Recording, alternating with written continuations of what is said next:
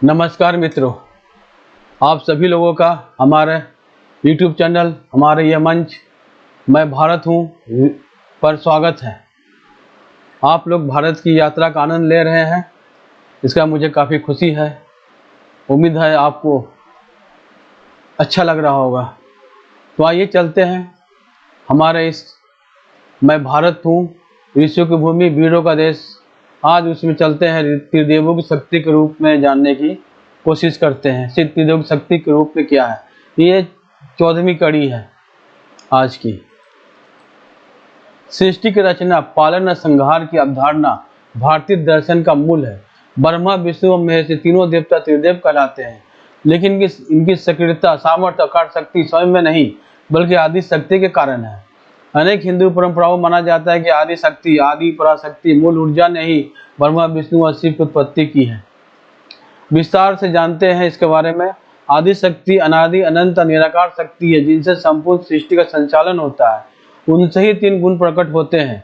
रजोगुण से ब्रह्मा की उत्पत्ति हुई है जो सृष्टि का निर्माण करते हैं। सत्वगुण से विष्णु की उत्पत्ति हुई जो सृष्टि का पालन करते हैं।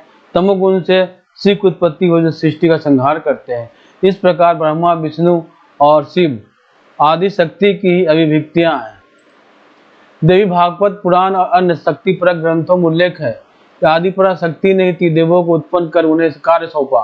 ब्रह्मा को सृष्टि निर्माण का, विष्णु को सृष्टि पालन का और शिव को संहार का कार्य। इसलिए कहा जाता है आदि शक्ति मूल कारण है। त्रिदेव उनकी शक्ति से ही कार्य करते हैं।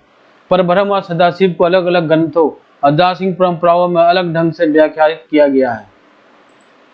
परब्रह्म, पहले परब्रह्म को जानते क्या है। परब्रह्म का अर्थ है सर्वोच्च सत्य, निराकार, अनंत और असीम चेतना। यह वह परम तत्व जो रूप, नाम, समय और स्थान से परे है। वेद और उपनिषदों में परब्रह्म को परमात्मा, निर्गुण ब्रह्म कहा गया है। निराकार है वो। सदाशिव शब्द का प्रयोग शैव व शक्त परंपराओं में हुआ है। सदाशिव को शिव का अनंत, सर्वोच्च, निराकार स्वरूप माना जाता है।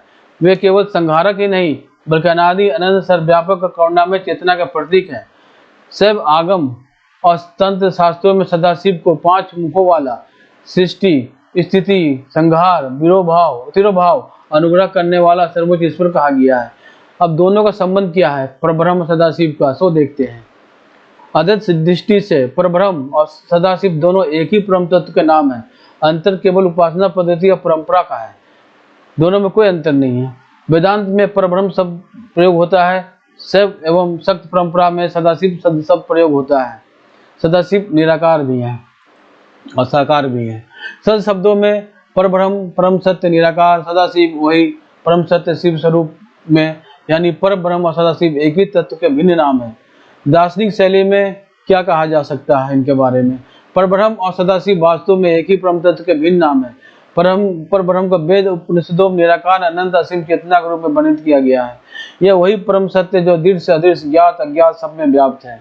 सदाशिव को शैव आगम और तंत्र में महेश्वर का सर्वोच्च रूप माना गया है। वे सृष्टि, स्थिति, संहार, तिरोभाव, अनुग्रह, इस 5 क्रियाओं के अधिकारी है।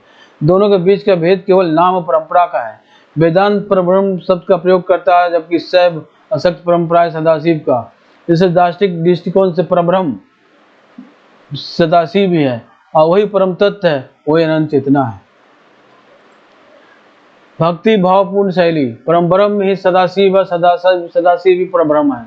वे निराकार होकर भी सब में व्यापी हैं। वे साकार होकर भी भक्तों पर कृपा करते हैं। सृष्टि के मूल में वही है, पालन में वही है और संहार में भी वही है।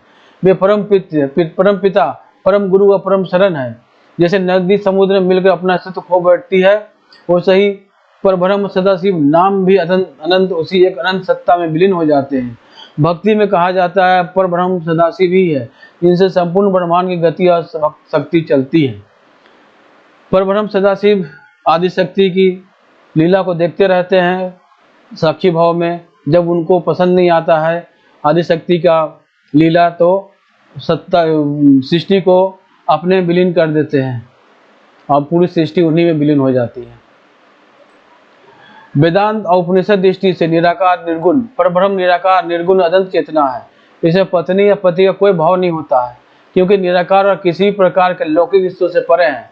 यहाँ आदि शक्ति को परब्रह्म की स्वयं की शक्ति माना गया है। यानी वह पत्नी नहीं बल्कि परब्रह्म का ही अभिन्न रूप है। स व शक्त परंपरा सगुण साकार। यहाँ सदाशिव आदिशक्ति पराशक्ति आदि पराशक्ति को अविभाज्य युगल माना गया है। जैसे सूर्य और उसका प्रकाश अलग नहीं किया जा सकते, वैसे शिव और शक्ति भी अलग नहीं है। इसलिए आदि शक्ति को सदाशिव की शक्ति अनंत सहचरी यानी अर्धांगिनी कहा गया है। इसी भाव से हम पार्वती शिव, दुर्गा महादेव, काली महाकाल आदि रूपों में उनकी जोड़ी देखते हैं। इसी निष्कर्ष से पहुंचते हैं, यदि आप परब्रह्म को मानते हैं तो निराकार दृष्टि से आदि शक्ति उसकी अभिन्न शक्ति है, पत्नी का भाव लागू नहीं होता है। यदि आप सदाशिव को मानते हैं साकार दृष्टि से आदि शक्ति उनकी अर्धांगिनी सहचरी है, बिना शक्ति के शिव भी समान माने जाते हैं। इसे शास्त्रों में कहा गया है, शिव शक्त्या युक्तो यदि भवति शक्ता प्रभविवन्तु न चेदम देवो न खलु कुशला स्पदन्तुमपि। अर्थात शिव शक्ति के साथ है तो ही सृजन करता है, अन्यथा वे क्षण भी गतिशील नहीं हो सकते हैं। तो संक्षेप में यह कहा जाए, आदि शक्ति परब्रह्म की अभिन्न शक्ति है निराकार दृष्टि से और सदाशिव के अर्धांगिनी साकार दृष्टि से। भारतीय दर्शन में त्रिदेव ब्रह्मा विष्णु महेश यानी शिव ब्रह्मांड के 3 मुख्य कार्यों के प्रतीक है, सृष्टि रचना स्थिति यानी पालन और संहार परिवर्तन। किंतु ये तीनों देवता अपनी शक्ति के बिना अधूरे हैं। इनकी शक्तियाँ सरस्वती, लक्ष्मी और पार्वती ही वो सक्रिय ऊर्जा है जो ब्रह्मांड को चलाती है। ये तीनों शक्तियाँ आदि शक्ति के विभिन्न रूप है जो त्रिदेवों के माध्यम से कार्य करती हैं। आदि शक्ति ही वह मूल ऊर्जा है जो त्रिदेवों को अपना अपना कार्य संपन्न करने की क्षमता प्रदान करती है। ब्रह्मा आदि शक्ति सृष्टि कारम, ब्रह्मा को सृष्टि का रचयिता कहा जाता है। परंतु विचार करें, क्या ब्रह्मा स्वयं सृजन कर सकते हैं? नहीं। ब्रह्मा को सृजन की प्रेरणा और शक्ति सरस्वती के रूप में आदि शक्ति से प्राप्त होती है। सरस्वती ज्ञान, वाणी और प्रज्ञा का स्रोत है। बिना ज्ञान के सृष्टि संभव ही नहीं है।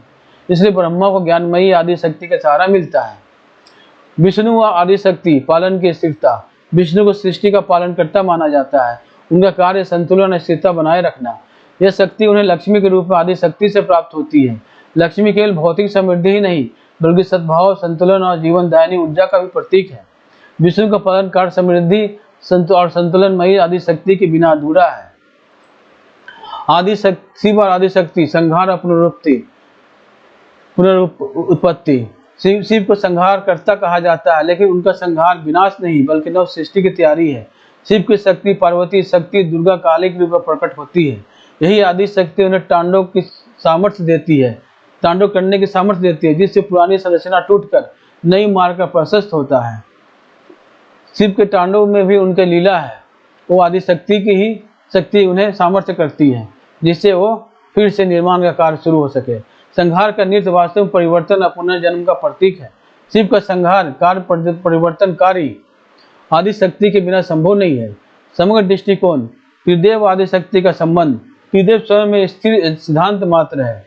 ब्रह्मा सृजन का सिद्धांत, विष्णु पालन का सिद्धांत, शिव संहार का सिद्धांत।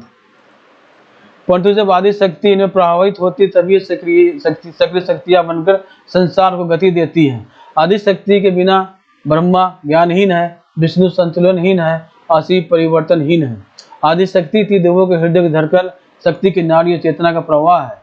एक रूप में देखें, यदि त्रिदेव 3 दीपक है, आदि शक्ति को तेल है और तेल और लौ है जो उन्हें प्रकाशित करती है। दीपक का अस्तित्व बिना लौ के अधूरा है।